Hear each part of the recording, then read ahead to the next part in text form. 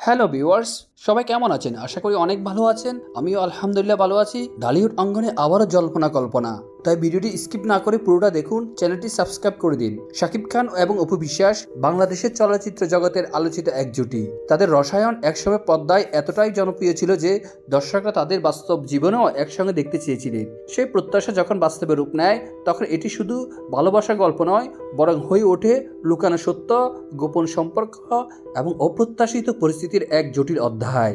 শাকিব খান এবং অপু বিশ্বাসের প্রথম পরিচয় হয় তাদের একসঙ্গে কাজ করা একটি সিনেমার সেটে। শাকিব খান তখন দেশের সুপারস্টার, আর অপু নতুন প্রজন্মের একজন প্রতিভাবান নায়িকা।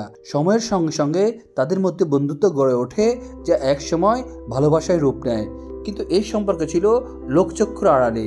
শাকিব তখন ক্যারিয়ারের শীর্ষে এবং তার ভক্তরা তাকে ব্যাচেলর হিসেবে দেখতে চেয়েছিলেন। অন্যদিকে অপু ছিলেন নতুন মুখ, যার পুরো ক্যারিয়ার শাকিবের সঙ্গে কাজের উপর অনেকটা নির্ভরশীল। ফলে তাদের প্রেমের বিষয়টি জনসম্মুখে আসতে পারত না। সময় গড়ানোর সঙ্গে সঙ্গে তাদের সম্পর্ক আরো গভীর হয়। একসময় তারা বিয়ে করার সিদ্ধান্ত নেন, কিন্তু সেই বিয়েও হয় সম্পূর্ণ গোপনে। 2008 সালে তাদের বিয়ে হয়, যা জানতেন শুধুমাত্র কয়েকজন ঘনিষ্ঠ ব্যক্তি। বিয়ের বিষয়টি লুকানোর পেছনে ছিল পেশাগত এবং সামাজিক কারণ। শাকিব মনে করতেন তার ব্যাচেলর ইমেজ ভেঙে গেলে ভক্তদের কাছে তার জনপ্রিয়তা কমে যাবে। অপুও নিজের ক্যারিয়ারের কথা ভেবে এই গোপনীয়তায় সম্মত হন। এই গোপন বিয়ের কারণে শাকিব ও অপু দুজনেই তাদের স্বাভাবিক জীবনযাপন করতে থাকেন, কিন্তু সম্পর্কের একটি অদৃশ্য ভার তাদের উপর চাপ সৃষ্টি করে। অপু বিশ্বাস চেয়েছিলেন তাদের সম্পর্কের স্বীকৃতি, কিন্তু শাকিব প্রতিবারই বলতেন সময় আসলে আমরা সব বলবো। এর মধ্যেই তাদের জীবনে একটি বড় পরিবর্তন আসে, তাদের সন্তান জয়ের। সন্তান জন্মের পর অপু বুঝতে পারেন এই সম্পর্ক আর লুকিয়ে রাখা সম্ভব নয়। তিনি সন্তানকে নিয়ে একাকী জীবনযাপন শুরু করেন। শাকিব তখনও তার ক্যারিয়ার নিয়ে ব্যস্ত ছিলেন। এই বিষয়টি যেন তার জীবনের বাইরে থেকে যাচ্ছিল। 2017 সালে অপু বিশ্বাস একটি টেলিভিশন লাইভে এসে তাদের গোপন বিয়ের বিষয়টি প্রকাশ করেন। সঙ্গে নিয়ে আসেন তাদের সন্তান জয়কেও। এই ঘটনা দেশের বিনোদন জগতে তোলপাড় সৃষ্টি করে। অপু লাইভে বলেছিলেন, আমি অনেকদিন চুপ থেকেছি, কিন্তু আর পারছি না।